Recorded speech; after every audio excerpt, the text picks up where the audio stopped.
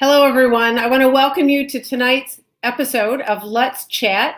Let's chat about hormone replacement therapy with special guest Dr. James Simon from Washington, D.C.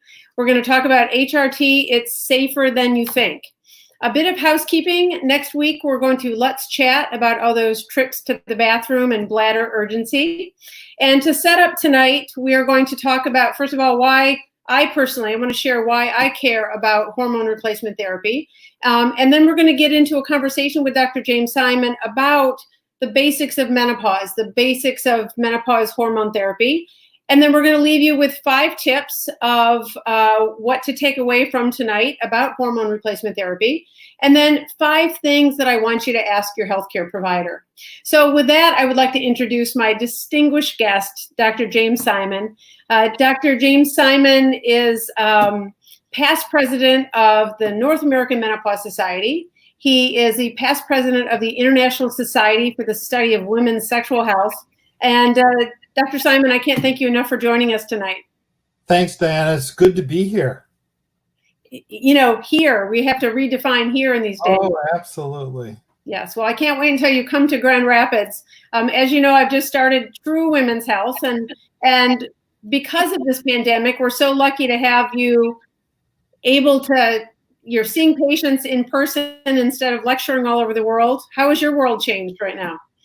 Well, right now it's a little challenging because not only do we have the pandemic and telehealth, which is going pretty well, I might add, but we have some riots and some destruction within a half a block of my office and some very nice stores and buildings boarded up, and it's a bit challenging. So we're all trying to be safe and do our thing, but it's a new world. I'm just glad to be here tonight.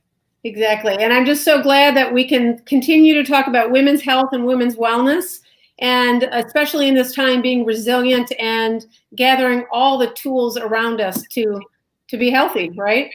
But yeah, I don't think we're going back either, by the way. What's that? I don't think we're ever going back. I think telehealth will remain a significant part of what we do, and for all different reasons.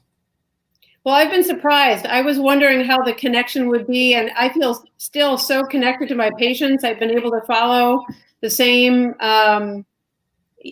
way of getting to know my patients. Even new patients feel like, wow, we're really getting a lot accomplished. Totally agree, and they saved $30 in my parking lot, so that's all good.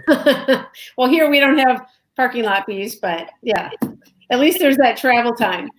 But speaking of travel, I mean, I grew up I had my OBGYN training here in Grand Rapids, and I'll say that for my residency and the first 15 years of my practice as an OBGYN, I never really thought about hormone replacement therapy really at all. I was busy delivering babies. I was doing surgery. I had a young family of my own.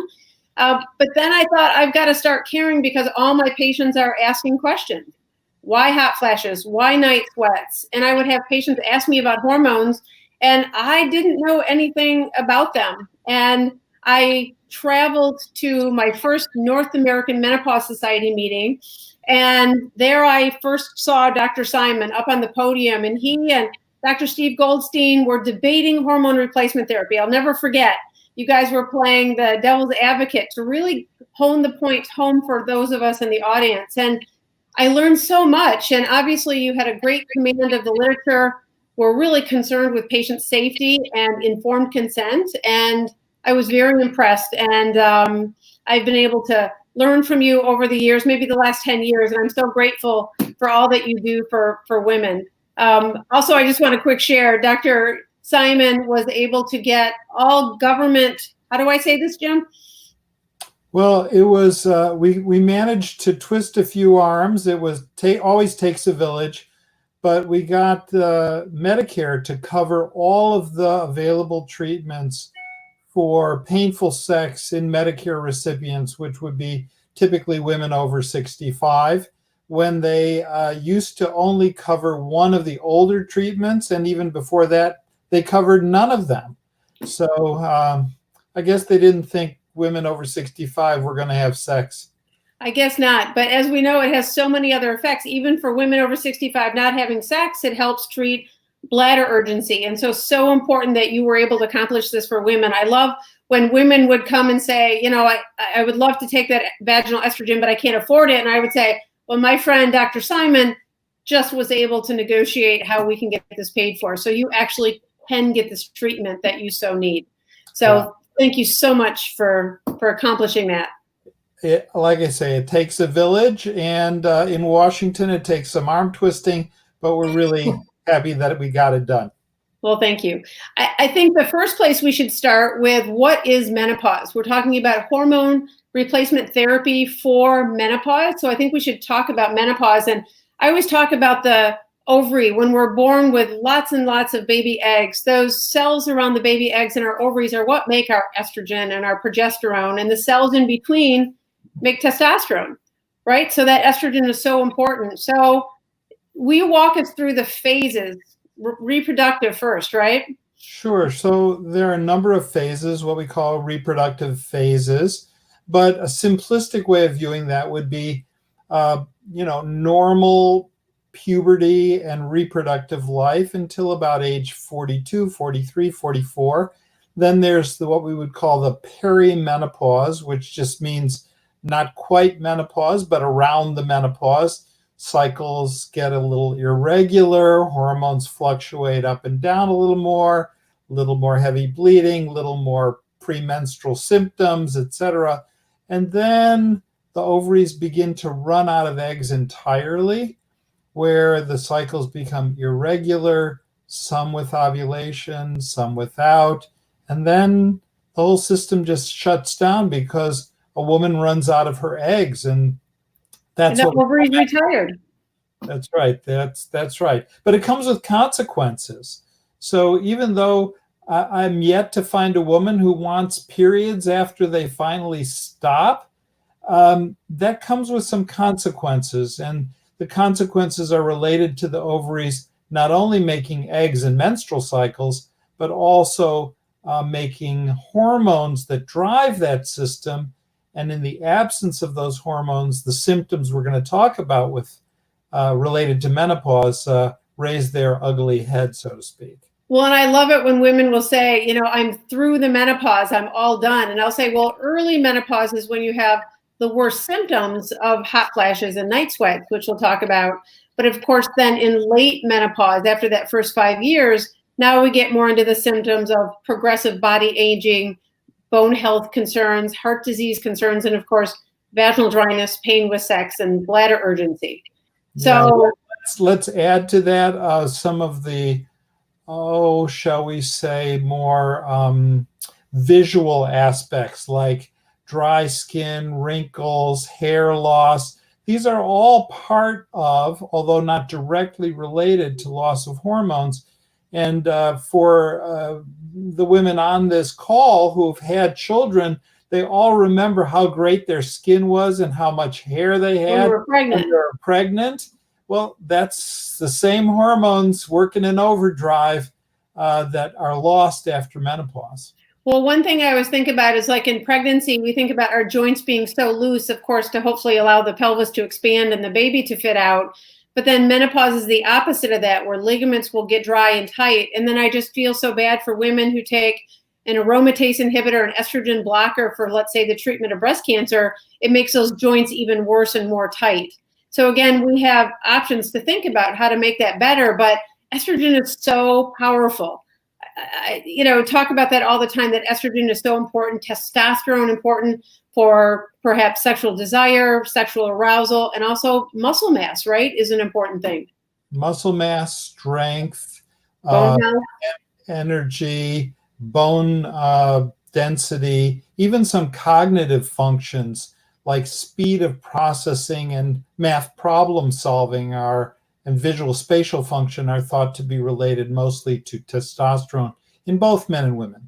Well, and I love that study that shows that corpus callosum, the part of our brain that lets our right brain and our left brain talk to each other, that corpus callosum actually shrinks with the loss of estrogen, independent of other risk factors. So, us women, well, everyone, right? We like to multitask. And so sometimes that can be more of a challenge, or that word search. But I always think about menopause like that perfect storm. It's the symptoms of menopause, hot flashes, night sweats, poor sleep, together with the body changes, changes in our insulin resistance. It's easier to gain belly fat. But if we're feeling night sweats and we're not wanting to get up and exercise, then it makes those body changes even worse. Menopause can be this perfect storm.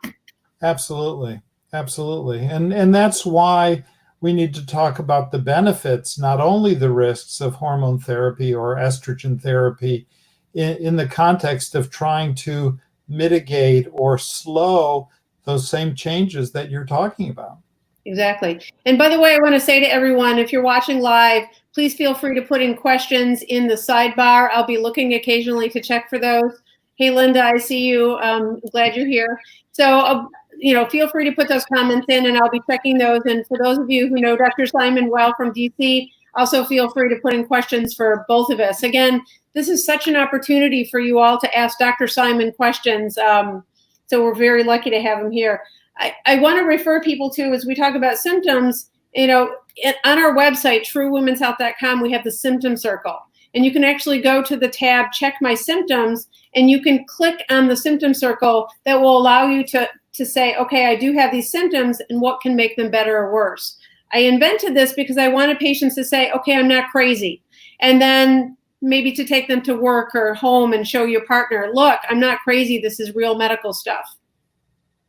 Absolutely. And we often get complaints, as I know you do in the office, that women think they're crazy. They think they've lost control not only of their bodies and their normal physiology, but they're losing their mind a little bit, which all of us would if we were not getting any sleep night after night after night.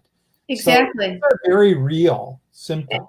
Very real. And the mood changes that can happen just because of the relationship between estrogen and brain chemicals. And I see Lori's got a question that feeds right into this. How do I know when it's the right time to start hormone replacement therapy? Do you want to start with that one? So there isn't a right time or a wrong time for everyone, but most of us believe that if the symptoms are bad enough to disturb your quality of life, even if you're still having some menstrual cycles, it's all right to discuss that with your healthcare professional, with Diana or with me or whoever, because that's a good time. Exactly. I mean, personally, I started it in perimenopause. So Heather, I see you have a question about perimenopause. It's all about quality of life, and then it's making sure you're doing it in a way that's safe. Exactly. So, and then the consequence of that question is, well, when do I stop? Now I've started, how do I know that I'm supposed to stop? And I think that's a much more difficult question. I like to say the best time to stop is 10 years before you know you're going to die. But since I was going to say 3 days before I die. Okay, that's a bit more. Dr. Kagan says that, I believe. I think that's one of our colleagues uses that phrase. But I always tell my patients, if you want to take it for a long time, then you've got to stay healthy. If you gain 150 pounds, become diabetic and hypertensive, it's gone. And sometimes, people say, I'm going to take this forever. So it's all about safety and making sure we're evaluating for those risk factors. Absolutely. And what I love is that at the North American Menopause Society, we're all about good data and safe. And a couple years ago, I think it was, who wrote the paper on the safety, Dr. Kaunitz authored the paper on the safety of hormone replacement therapy after 65. So for those of you out there who might not get to see a certified menopause practitioner, we'll talk about that. You can find one in your area on menopause.org. But Dr. Kaunitz wrote this paper, and it's available on the website. You can download it, you can read it, you can ask one of us about this, and take this paper into your healthcare provider and really use the data to make decisions, not opinions. I love the statement from the movie The American President. In the absence of truth, people listen to whoever's talking. So we have to make sure that who's talking are those of us who know the data, and we want you safe. We want you happy. I would say safety first. So it's really looking at that data. Absolutely. And there is plenty of data. Not everybody knows it. And as you pointed out earlier, there are practitioners who are experts, But most younger doctors, they're focused on contraception, delivering babies, and vaginal health in terms of sexually transmitted infections. That was me. And they don't know about menopause and hormone therapy because it's a big deficit in all of the training programs around the country. Most of the patients that trainees, residents, and interns see are much younger, and they're in that group with in the baby making business. But you have to really focus, as Dr. Bitner has for herself, in learning the discipline. And there's no way around it. There's no way around it. We can't all do everything. And so this niche felt really important to me. And, you know, once I was able to understand not only how I would get to help women get through this period of time, but when I learned about how menopause is the most dramatic risk for heart disease, osteoporosis, diabetes, obesity, depression, I thought I want to be one of the doctors that makes a difference in women's lives to prevent all of this preventable illness, this chronic illness. So to make a difference, and again, I see, you know, let's get a little bit into what does estrogen do, right? Because I see estrogen and testosterone and progesterone as tools that we can use to help women live the way that they want, age the way that they want. So, you know, I like to talk about how estrogen is a messenger and attaches to cells all over the body. Like Dr. Simon said, skin cells on our face, in our vagina, our hair cells, our hair follicles, our belly fat cells. Belly fat cells without estrogen, they behave differently. They make all these bad inflammatory chemicals, right, Jim? Like, that's exactly right. So yeah, estrogen is powerful. One of the things that I think our audience needs to try and keep in mind, and this is really important, is that prior to about the Civil War in the US, the majority of women never lived to menopause. Good point. They died from other things, or even though they were always long-lived women, as far back in history as we know, they were really not active members of society. They were quite ill, quite not active participants because they were just too sick. They were too infirm. They were too old by societal standards. Now, women live more than, and we're not settling for that, lives after their menopause. And if you're in my family, you live half your life after menopause. So good genes. Good genes. But the answer is now there's a reason to exercise, take good care of yourself, watch what you live. And estrogen is, in my opinion, certainly part of that self-care, good self-care after menopause. Well, I like to think about it in terms of like officially, you know, why do we practitioners give estrogen? And someone asked a question about how to find a practitioner. Go to the website menopause.org and you'll find a certified menopause practitioner in your area. But how I like to think about it is that we give estrogen according to the FDA approved label. We give estrogen to treat hot flashes and night sweats, to reduce the risk of osteoporosis, to prevent osteoporosis, and also for vaginal dryness. We use progesterone to protect the uterine lining. We can talk maybe more about that. And also off-label, we use estrogen to help with moods, to help with sexual desire, sexual arousal, with orgasm. We use estrogen for sleep, I talked about sexual desire. So those are the benefits of estrogen. And you know, I like to really talk to my patients. Estrogen works best when you're also living a healthy lifestyle. So at True, we talk all about seeds, the 7 essential elements of daily success, but it's all about, right, these other benefits of estrogen. Yeah. So you know, Mother Nature intended for women to have hormones. Men too, by the way. Men make plenty of estrogen, even though most people don't appreciate the fact. But hormones are very important for just about every body function in both men and women. And when you remove the estrogen because the ovaries run out of eggs, those functions may continue. You know, your heart still beats, your lungs still breathe, your insulin and glucose and fat metabolism are still there, but they are all altered, and they're altered in a way that's in the preservation of life rather than the enjoyment and living of life the way we would normally think of a younger person. Exactly. And that's why hormones seem to be so important as an adjunct to a healthy lifestyle as we all age together. Exactly. And I like to think, I mean, there's always women, of course, who it's not safe for them to take estrogen. For example, they've had breast cancer. So that's not someone that I would offer estrogen to at this point in time. Hopefully data will come out even of breast cancer survivors who could take it, who can't. But at this point, I'm not doing that. But again, there's many other things we can do to focus on wellness, even if a woman chooses not to or can't take estrogen. But for those women who it is an option, it's to really understand how it's used, you know, and all the different ways, systemic versus local. You know, would you talk a little bit about the types of estrogen that we use in this whole bioidentical thing? Sure. So historically, we've used pills, and pills work just fine for most women, particularly if they're younger and don't have any risk factors. Risk factors primarily for blood clots or cardiovascular disease.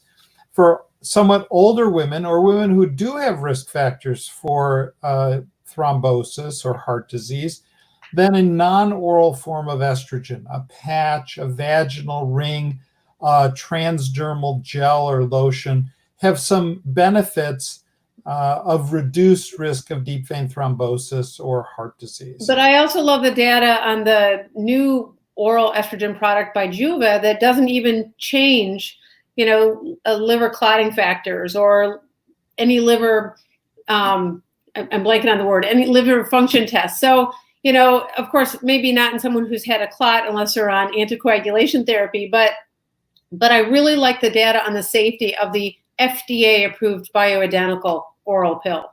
Absolutely. And that particular pill has those unique characteristics, which no one else has, and were, I think, pretty fortuitous and unplanned, at least when we were helping the company develop it, but to the benefit of lower risk in women as an oral therapy. No, it's been such a blessing because some people just can't take the patch because of they're allergic to the adhesive, which is rare, but still, you know, it's nice to have another option. No question.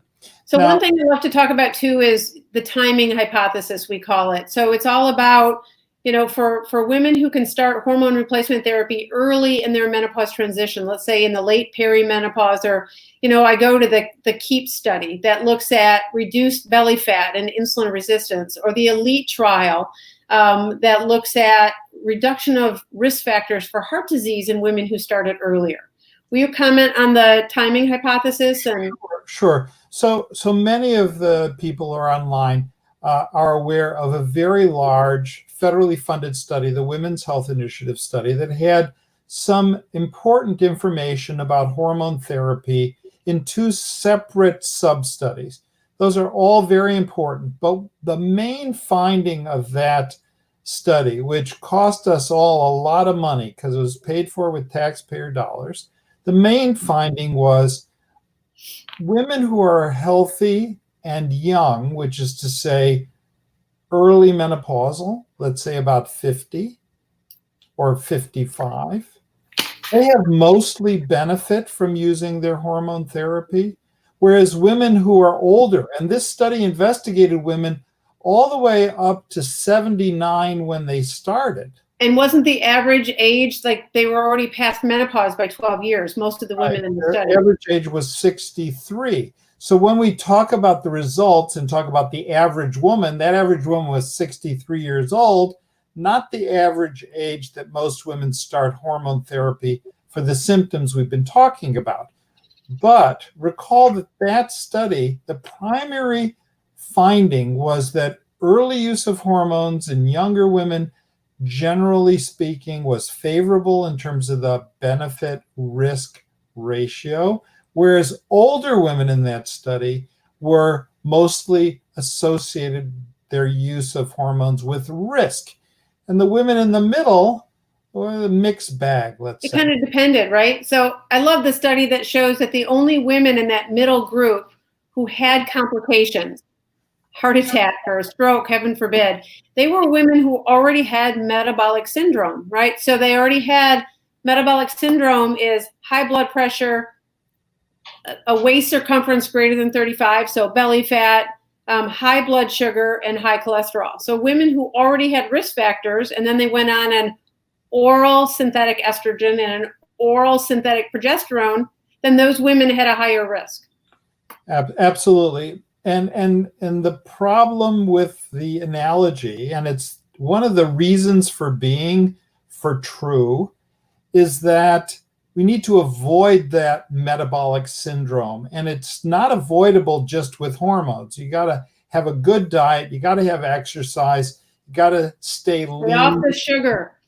Lean to the degree possible. But the study we talked about actually studied average American women, which unfortunately means there were a lot of women who were overweight or obese, and quite a few women who had metabolic syndrome, as you point out. So when we look at those results, we need to remember that for a healthier, younger population, those results may not apply at all. Exactly. And Nancy, I see your comments. You notice the symptoms in surgical menopause. It is amazing, again, how these can sneak up on people and they don't really know why they're feeling this way.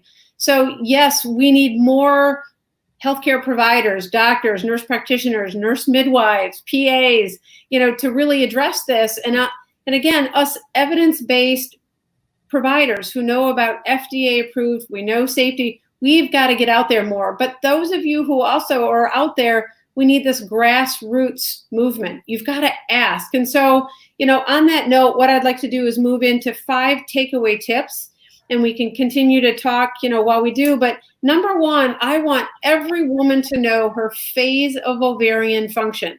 And Dr. Simon talked about these phases. He has talks on these on his Facebook page, as well as I do. Patients who choose to join True Women's Health, we have an app where one of the first things you do on the app is you figure out your phase of ovarian function. We have a stepwise questionnaire.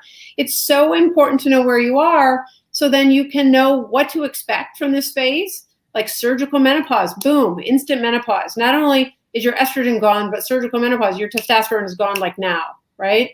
So it's know your phase of ovarian function. Every woman should know what their ovaries are doing.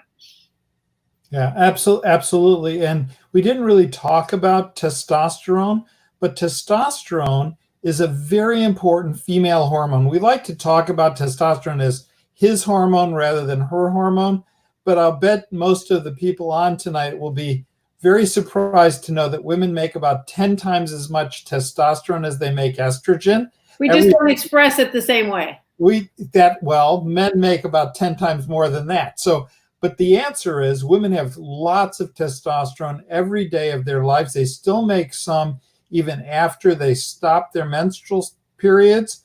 But testosterone is really important for leanness, for muscle mass, muscle strength, bone strength, a variety of different cognitive sexual desires, sexual arousal. Exactly. Yep. All of those things. So it's an important hormone for women as well. And what I love is Dr. Simon was part of the International Menopause Society coming up with a safety statement about the use of testosterone in women. I know, Jim, you were involved with all the studies. We were so close to getting a patch for women FDA approved. And unfortunately, we could talk for hours about why that wasn't able to happen. But what I love is that we now have some guidance for those of us in the trenches and seeing patients every day. We know we can use FDA approved testosterone in men, in women off label. So when patients come to me, I do not recommend testosterone pellets. I do not recommend compounded testosterone cream. There's those specific circumstances. I have respected colleagues who do use. There are certain pharmacies, but I recommend using FDA-approved testosterone. And I've worked with several local pharmacies to just break up their packs, and we just have these little packets that last for about 6 weeks. And our patients use 4 drops every day. Actually, Jim, you shared with me the protocol, and it's been lovely to feel really comfortable now being able to prescribe testosterone. Right. So just so you know, and so that the rest of the audience knows, there are likely to be people all over the country who are hearing this who may not be able to come see you or come to see me. But the International Society for the Study of Women's Sexual Health, Ishwish. ISHWISH, in the next couple of months will come out with a very evidence-based paper, what we call the How to Use Testosterone in Women paper. And it talks about how to actually do the proper replacement with our available tools for women in a safe and effective fashion. Sure. Hey, Dr. Simon, can you say the name of the website? And our communication team, Missy, will put this up on the banner. So if people want to go, I believe this information will be available on our ISHWISH website. Yeah, yep. So ishwish.org. It's not that complicated. ISSWSH.org. Yeah. So and in the future, you will see a website being developed by ISHWISH, an evidence-based website only about women's sexual health. And Dr. Bitner is working with me and a variety of other people on that to get evidence-based information about women's sexual health to the average woman on the planet, which means a lot because that information is not readily available at the present time. No, and I'm so honored too to work with Dr. Becky Lynn, who was on with us last week on the advocacy committee. So we really want to advocate more and more for women's sexual health and for more women to have access to that knowledge. Yeah, I want to say one thing that you said, that just to re-emphasize it, women need to advocate for themselves. There are a whole list of reasons that your average practitioner, neither of the two of us on this call, but your average practitioner doesn't want to talk to you about hormones and doesn't want to talk to you about your sexual health. And we're trying to break down those barriers, but the average woman really needs to be a little pushy on this and bring it up. And if their practitioner doesn't know and is not willing to find out, they need to ask for a referral. Ask for a referral, find somebody else. It's really, really important to your life, to your quality of life, and to your health. So don't just take no for an answer. I love that. Thank you. Real quick, there's a question from Sandy. Will menstruation restart if on a combo estrogen progesterone therapy? Sandy, if it did every time, I don't think anyone would want to take it, and I don't want women to have to start bleeding again. So it's all about the dosing, and there's different ways. So some women actually choose to continue the use of a progesterone IUD to protect the lining of the uterus. Or it's getting that dose right with the estrogen and progesterone. So there's a lot of guidance in our literature about how much estrogen, how much progesterone to take. So I like to think about estrogen is like fertilizer. So let me back up. I think about the uterus, like the inside of it's like your lawn, like the grass outside. And if you think about estrogen's the fertilizer, progesterone's the weed killer. So if I give you estrogen by itself, that's fertilizer, and the lining could grow, and you bleed, and then potentially cause uterine cancer. So if we're going to give estrogen, fertilizer, we got to give weed killer. So it's getting that dose right. So when you start on that combination therapy, you might have some spotting. Maybe we'll do an ultrasound just to make sure you're okay. But it's getting that combination right, and you should not expect to continue to bleed.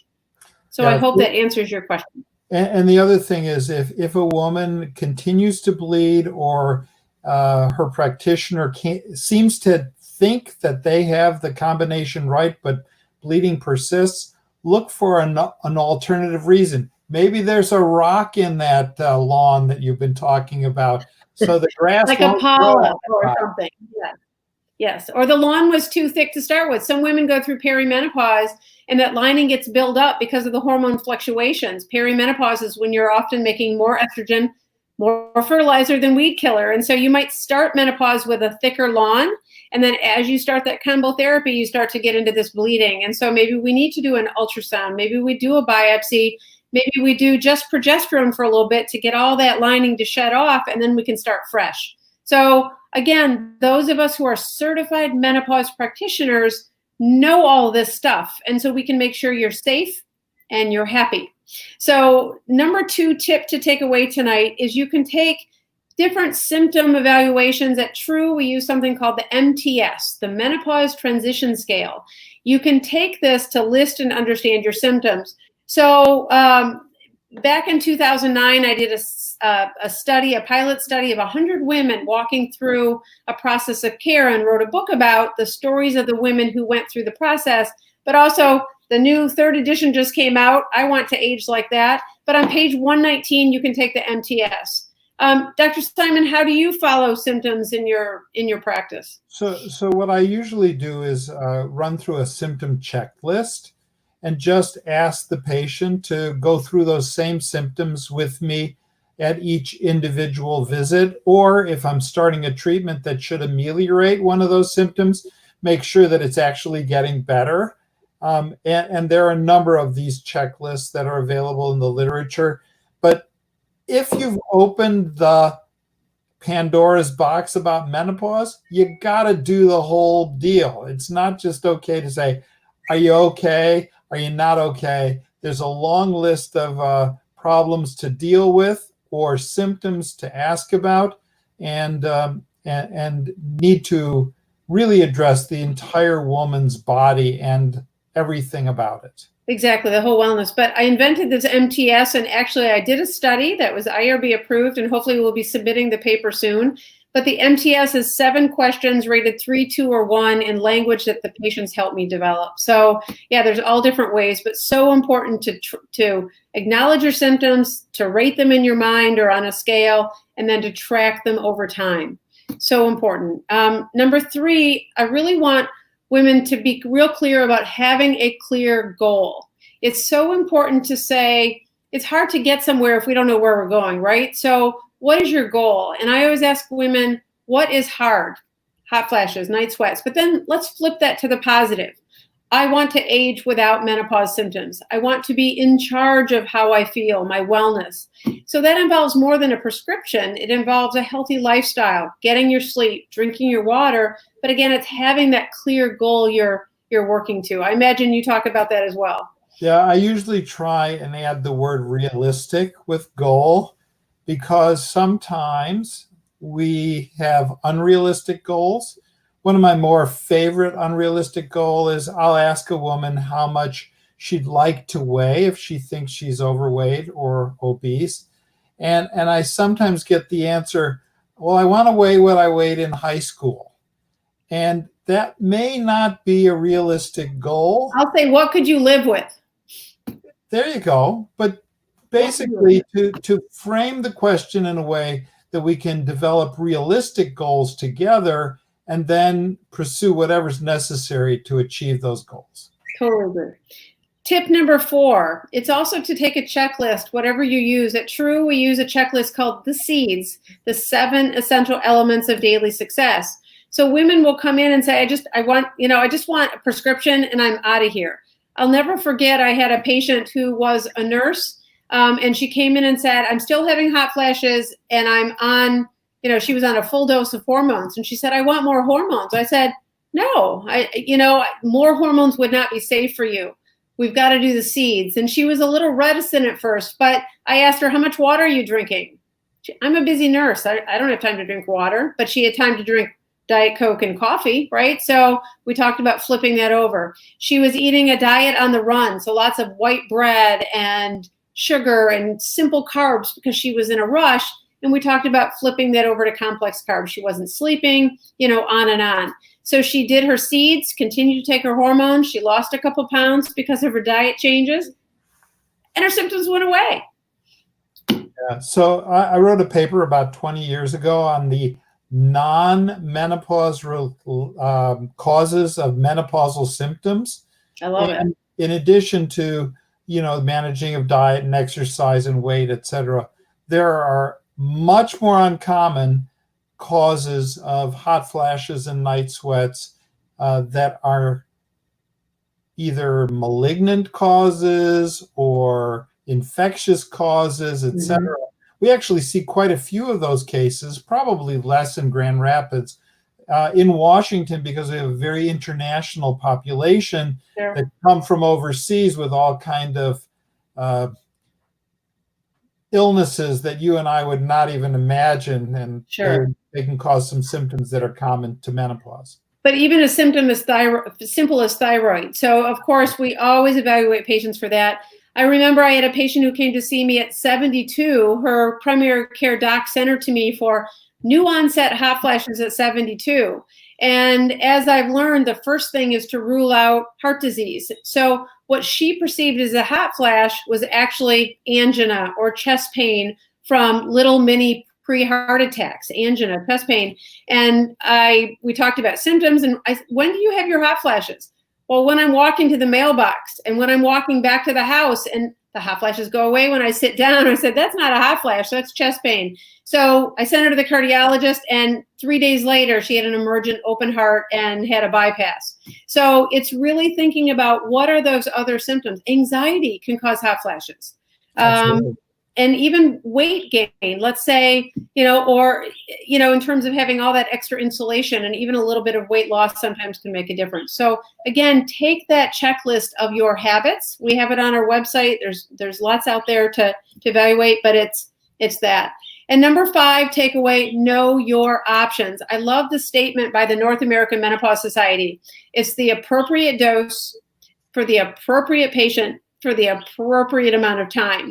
So it's knowing your options, not your aunt's, not your grandma's, not your doctor's wife. I had a patient who came to me and said, my doctor won't let me take hormones because his grandma had breast cancer. I'm like, okay, how does that apply to you? So I want women to know what their option is for their particular situation. And your hairdresser might not be an evidence-based practitioner in this regard. Or a celebrity might not be the best one to ask. Amen. So everyone tonight, I want you to have these 5 questions that you're going to ask your healthcare provider. And again, all of us healthcare providers can't do everything. You wouldn't want to ask me about certain skin stuff or certain back pain, or I do not pretend to know it all. I stay in my lane. So again, as you ask your provider these 5 questions, if it's not their expertise, it's okay. But sometimes us healthcare providers, we don't like to say, I don't know. So you've got to ask these questions. If they don't know, or you can tell they're uncomfortable, say, hey, I want to see you for this, but could you help me see someone for that? So question number 1, what is my phase of ovarian function? So they should be able to help you understand, are you in reproductive? Are you in perimenopause? Or are you in menopause? So number 1, know your phase. Number 2, what is my risk to develop heart disease or stroke? So in my practice, I use a lot of information from your family history, and I love the Reynolds score. I don't know, Jim, if you agree with that, but I love the Reynolds score because it helps me understand someone's risk. We use their cholesterol, their family history, their blood pressure, and their CRP, which allows us to measure that inflammation. How do you think? There are other scores that work also, but the Reynolds risk score is a very good, easy checklist with a little biographical and lab data. It's perfect. And a lot of women who want to know a lot more. We can even do here in town, we can have what's called a coronary artery calcium score. So it's a very low radiation CAT scan. I've had one done. I'm very fortunate. My score is 0. So it looks for plaque around the heart. Insurance won't cover it in our area. $150 at our local place to get a CAT scan. And it gives us a little bit more information. We also have a local vascular surgeon who I sent her the protocol from the ELITE trial, so she can measure the CIMT, which is a measurement of the thickness of the wall of the carotid artery, which is much more sensitive than looking for blockage. So when we're right on the edge of, is someone at risk for plaque burden or for that risk of heart disease, we can do these fancier tests to kind of dig in. Absolutely. Cool. How are we doing on time? Goodness, time flies. 7:14. Number 3, what is my risk for breast cancer? This is a very common question that I'll get in terms of misperceptions about the risk of hormones for breast cancer. And it's so important to understand one's risk looking at family history. In our practice, we do the Tyrer-Cruzik evaluation, and we look for risk.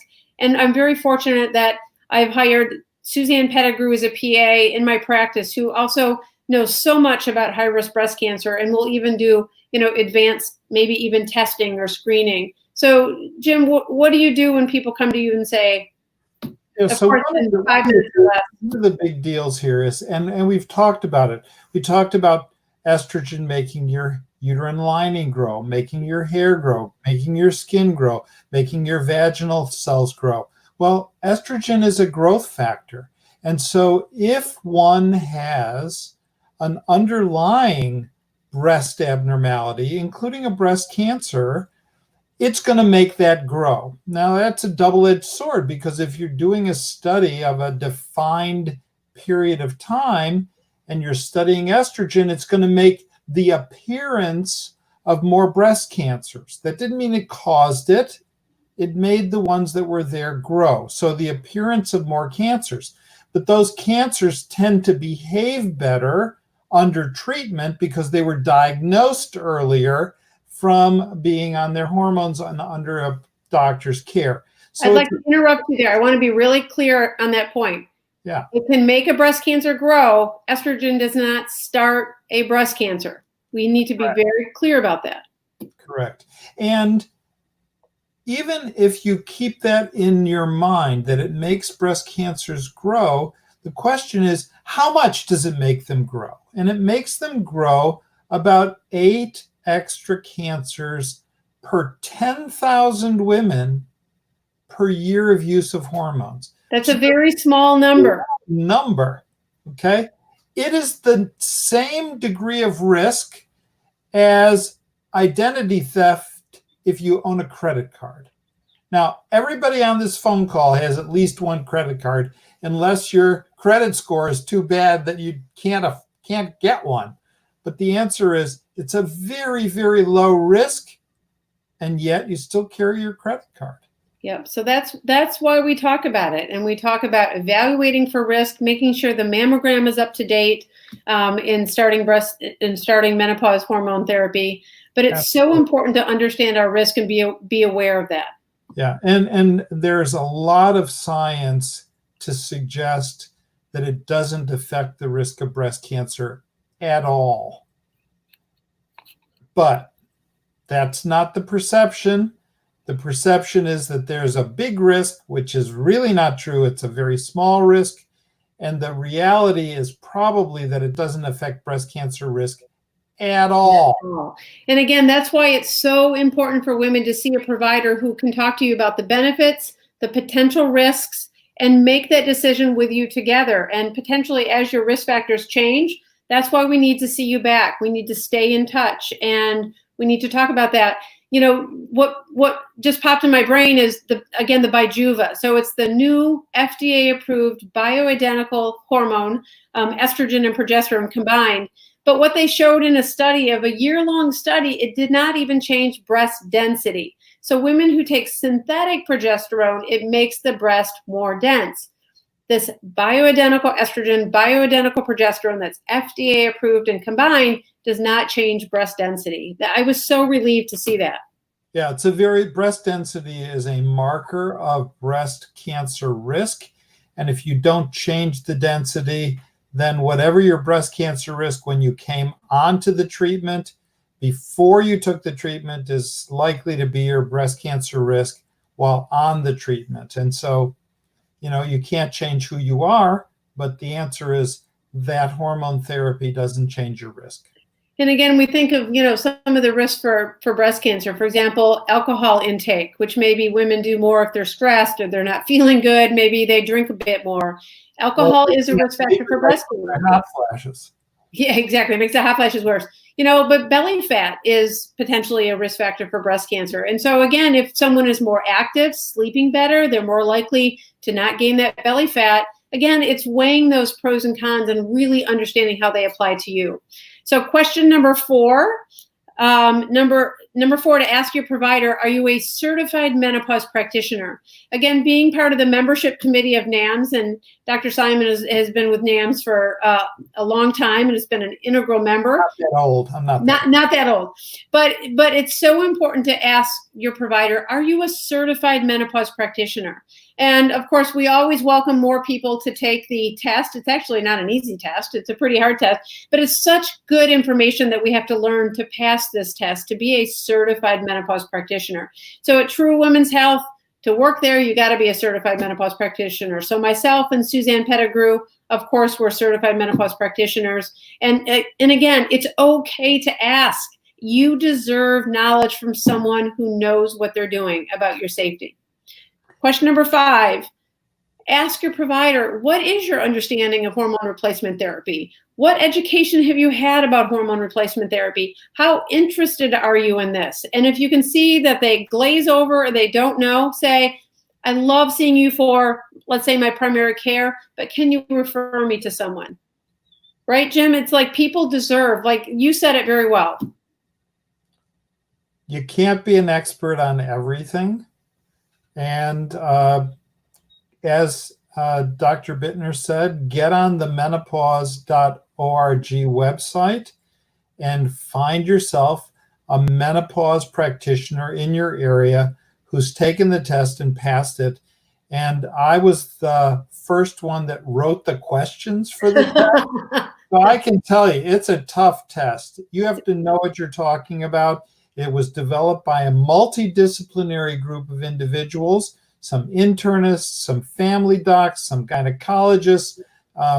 Everybody had their input into this, and it really is a broad, important test for your practitioner to take and pass in order that they understand menopause and hormone therapy. Well, I was just going to say, and 2, it's just menopause hormone therapy, again, is one of the many tools that we have to help women live their best life, live their true life.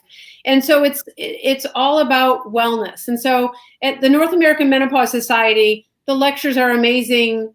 Again, the knowledge is so important about osteoporosis, about heart disease, about dementia, about mood disorders, depression, anxiety. We had an amazing lecture last year on telomeres, or was it 2 years ago? But all about aging and frailty. I'm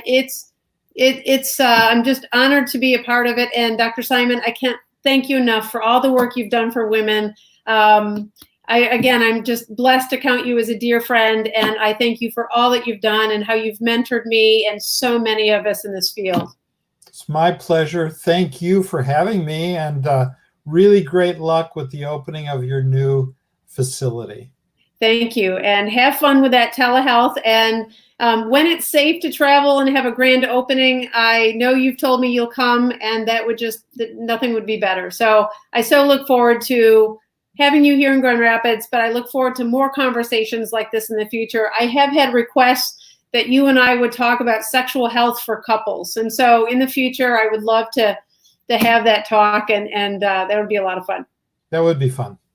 Good. So have a great evening. Stay safe, everyone. Thank you for attending our Let's Chat about hormone replacement therapy. It's safer than you think.